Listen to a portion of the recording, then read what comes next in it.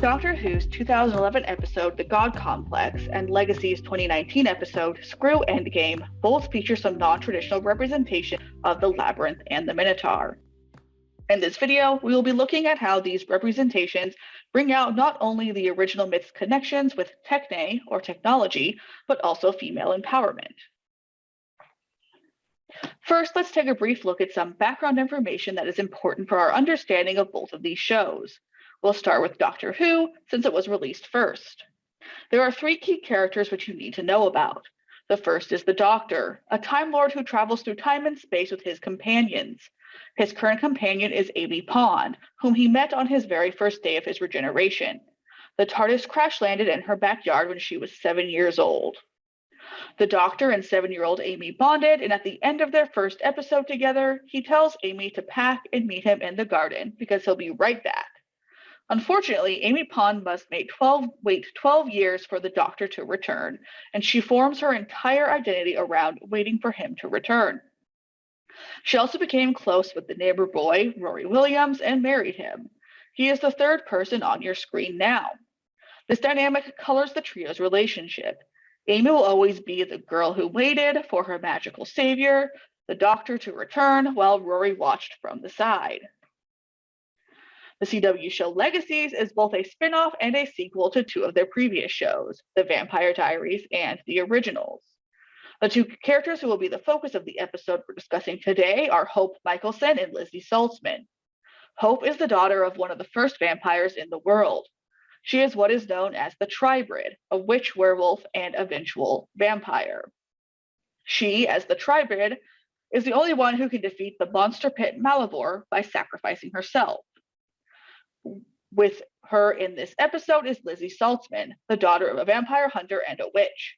She and her twin sister Josie are Gemini witches and are destined to, at the age of 25, to battle. The one who is stronger will absorb the other. Finally, just a brief summary of each episode. In The God Complex, the Doctor, Amy, and Rory are pulled out of the time vortex unexpectedly to land in what seems to be an 80s hotel. They find a group of people who have been mysteriously transported there and learn that the hotel has no exits, is constantly changing, and there's a Minotaur hunting all of them. However, the Minotaur only kills you once you have found your designated room and begin to place your faith in it rather than whatever it was previously. In Screw Endgame, Hope and Lizzie are forced into the game by a Malivore monster, the Keeper. The game looks like their hometown, but is actually an endless labyrinth, except it's the 80s and has the mechanics of an 8-bit video game. The only way out of the game is for one of the girls to choose to take the role of the Keeper for themselves. While both of these episodes clearly show labyrinths, there's an aspect of each of them that brings to the fore the often forgotten aspect of the original labyrinth myth. The first of these is the labyrinth's connection to technology. Techne, the Greek word we get technology from, is defined by Liddell, Scott, and Jones as skill or cunning. From extant Greek sources, we get many examples of what exactly techne could be. Prometheus in Aeschylus's Prometheus Bound gives a long list of techni humans received because of him. This list includes building houses, working with wood, math, astronomy, writing, the taming of beasts, ships, and medicine.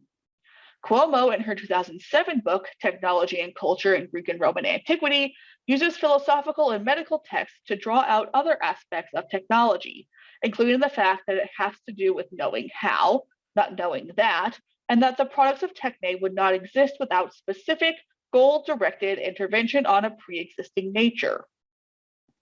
But what does this have to do with the labyrinth? The labyrinth can be seen not only as the embodiment of Daedalus's techne, but also a tool to mitigate the nature of the Minotaur. Despite its roots in the Greek conception of techne and technology, many modern depictions of the labyrinth emphasize its magical qualities rather than its technical nature. For the sake of time, I will mention only two that are very familiar to me, though I know that others exist. The first is the labyrinth as depicted by Rick Riordan in his Percy Jackson books. As per the wiki for these books, the labyrinth is a self-aware, self-expanding maze with a malevolent consciousness, given to it by Daedalus against the warnings of Apollo. There are hints within the text that Daedalus' skill comes from Athena and that he uses his powers he got from her to make the labyrinth. Thus, while it might have begun as a physical piece of technology, its magical roots allowed it to grow far beyond its original form. The other modern labyrinth reception I am thinking of is Susanna Clarke's 2020 novel Piranesi, which details the experiences of a man named Piranesi in a labyrinthine house full of statues and bones of past inhabitants that, spoiler alert, ends up being an alternate universe accessed via a magic portal. Unlike Percy Jackson and Piranesi, the labyrinths of Doctor Who and Legacies have technology at their core. In the God Complex, although they seem to be in an 80s hotel, it is really an automated prison created to hold a Minotaur-like alien. So what have we got? People being snatched from their lives and dropped into an endless shifting maze. It looks like a 1980s hotel with bad dreams in the bedrooms. But apart from anything else, that's just rude. Ah! What is it? A Minotaur? Or an alien? Or an alien Minotaur? That's not a question I thought I'd be asking this morning. I mean, it's both, actually. Yeah, here we go. A distant cousin of the Naimon. They descend on planets and set themselves up as gods to be worshipped. Which is fine until the inhabitants get all secular and advanced enough to build bonkers prisons. Correction. Prisons in space. Where are the guards? No need for any. It's all automated. It drifts through space, snatching people with belief systems and converts their faith into food for the creature. See that planet there? Which one? The green one there. Mm-hmm. That's where I'm from. They didn't want just me. So you must believe in some god or someone, or they'd have shown you the door too. So what do Time Lords pray to? According to the in-flight recorder, the program developed glitches. Got stuck on the same setting. The fears from the people before us weren't tidied away. The construction of this labyrinth is so lifelike that earlier in the episode, the Doctor exclaims, and I apologize for not having a clip of this is not Earth. This has just been made to look like Earth. The craftsmanship involved, can you imagine? It is almost as if Daedalus himself created this labyrinth. The technological aspects of the Legacies labyrinth are a bit more complicated. In fact, it was created by magic, as the Keeper tells Lizzie. You know, when I first took this deal, the previous keeper told me that this entire labyrinth was built by a sorcerer centuries ago to punish a beautiful maiden who refused his affections. Because she didn't exist just for him, he punished her forever. But she got out. She traded places with another woman who came along, who then trapped another woman, and so on and so forth. I mean, you can't really blame us for trying to escape, can you? It's every woman for herself. That's the game. Since it was created by a sorcerer, this labyrinth seems to be rooted in magic, not technology, like the labyrinths of Percy Jackson and Piranesi. And yet, it is the nature of this labyrinth, not its construction, that shows its ties to technology. You know, when I first... The appearance of the labyrinth in Legacies is drawn from the experiences of the woman acting as its keeper. Because the current keeper took up her role in the 80s, the labyrinth is modeled after an 8-bit video game. It is, after all, called The Game.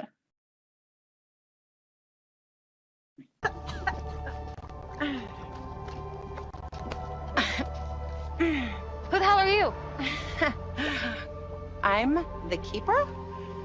Ah, this is gonna be a lot easier than I thought. Welcome to the game.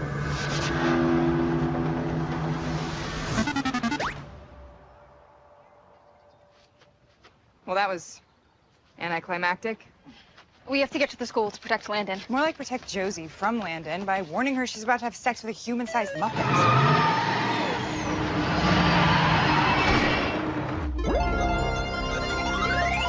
What just happened? I think the game just started.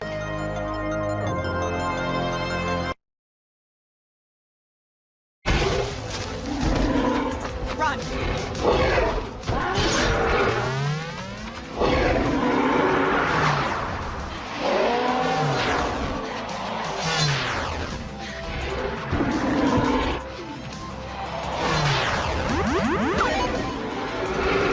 Come on, this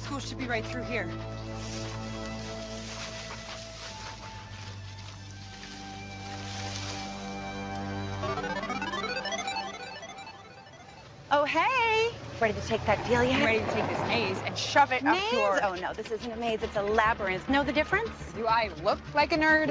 A maze has multiple paths. A labyrinth only has one. Exactly. As I said before, there's only one way this is going to end. Granted, her legs are amazing, but she is a royal bitch. And so, as an 8-bit video game, the Labyrinth of Screw Endgame still represents the technological background of the Labyrinth, in that the magic is modeled after the most innovative technological advancement its keeper is aware of. But these receptions don't only bring out the technological aspects of the Labyrinth. I also believe that they highlight the female empowerment inherent in the original myth. Extant ancient sources about Theseus and the Minotaur in the ancient world are few, and yet the sources we do have focalize the narrative through Ariadne. And so I used the cover of the 2021 novel Ariadne by Jennifer Saint very deliberately. Saint, in her book, aimed to refocus the myth on Ariadne and Phaedra rather than Theseus. This follows the trend of two of the most famous treatments of the myth from the ancient world, Catullus 64 and Ovid's Heroides 10, both of which are narrated by Ariadne. Both Catullus and Ovid emphasize Ariadne's choice to give Theseus the ball of thread. Catullus highlights Ariadne's decision to abandon her family and choose a new path, but he has her say, "Certainly I saved you, caught in the middle of a labyrinth of death, and I chose to lose my brother rather than abandon you, treacherous man, in a troublesome time." Meanwhile, Ovid's Ariadne laments her choice when she says, "Would that I had not given you the thread which showed you the way back, the thread often turned by your moving hands." By giving Theseus the thread, Ariadne not only ensured that Theseus would survive his encounter with Minotaur, but chose to follow a path other than the one fated for her. As the princess of Crete, Ariadne should have married whomever her father chose, and by giving Theseus the thread and running away from him, she is taking her own fate into her hands. We cannot ignore the agency Ariadne exhibits in choosing to change her expected course of life. Both the God Complex and Screw Endgame reclaim the myth's legacy of female agency. Amy Pond's life has revolved around the Doctor since she was 7 years old. Her enormous faith in the Doctor makes her a target of the Minotaur, and the only way to escape the Labyrinth and the Minotaur is to lose that faith.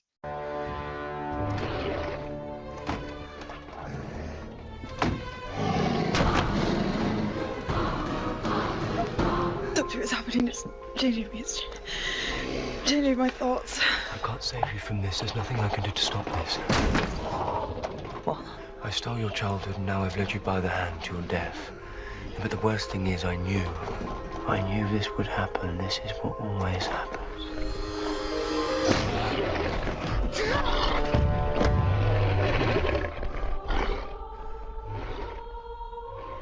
Forget your faith in me.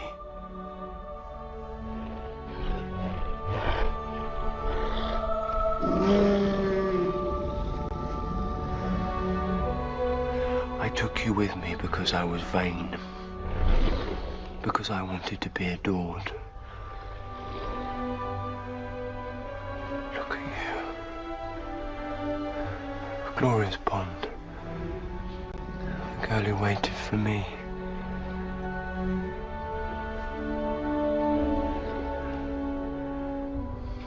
I'm not a hero.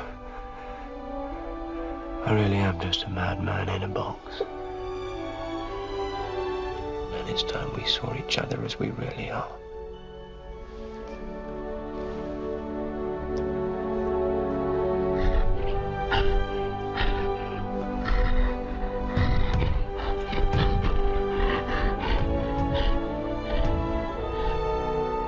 Amy Williams.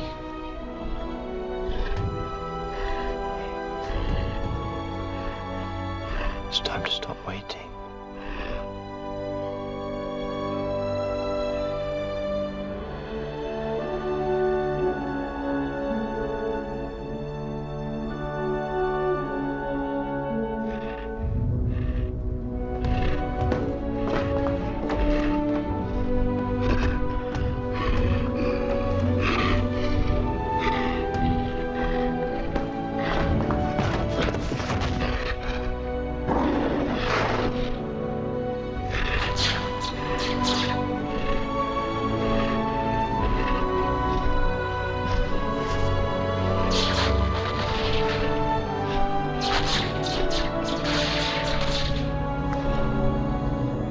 I severed the food supply, sacrificing her faith in me.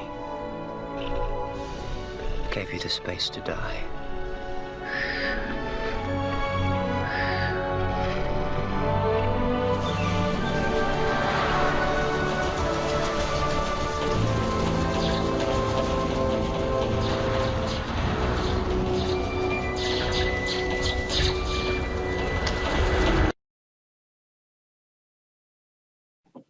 By sacrificing her faith, as the Doctor states, Amy effectively causes the death of the Minotaur, just as Ariadne's thread caused the death of Theseus's Minotaur. This death of the Minotaur marks a huge transition for Amy Pond. Amy does not play a major role in the next episode, but she does appear. While in a department store, the Doctor learns that Amy has stopped waiting. She is now modeling, specifically for a perfume marketed to the girl who's tired of waiting. Thus, her role in the death of the Minotaur allows Amy to become the main character in her own story. A similar reclaiming of agency happens to both Hope and Lizzie after their experiences in the labyrinth. As I mentioned before, they both have fates that seem inescapable to them, unless they take the Keeper's deal. But in the end, they find a new way out of the labyrinth.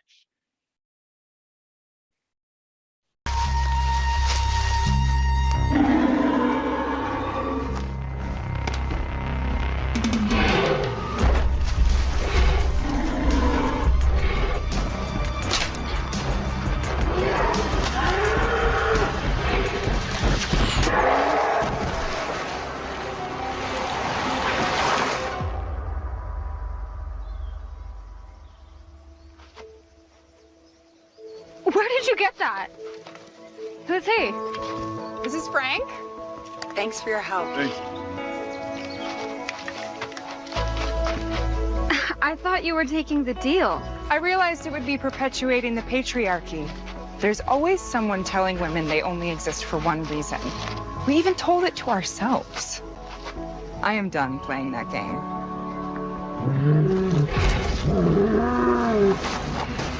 Screw Endgame.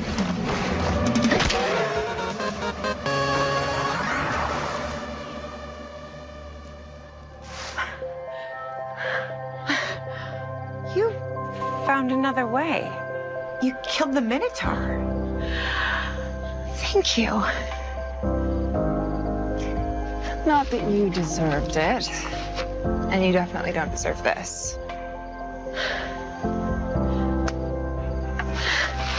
We've had enough of women hurting other women for one day. What you said before about destiny, you were right. No, he and Josie, they look happy together. Maybe there isn't only one way everything has to happen.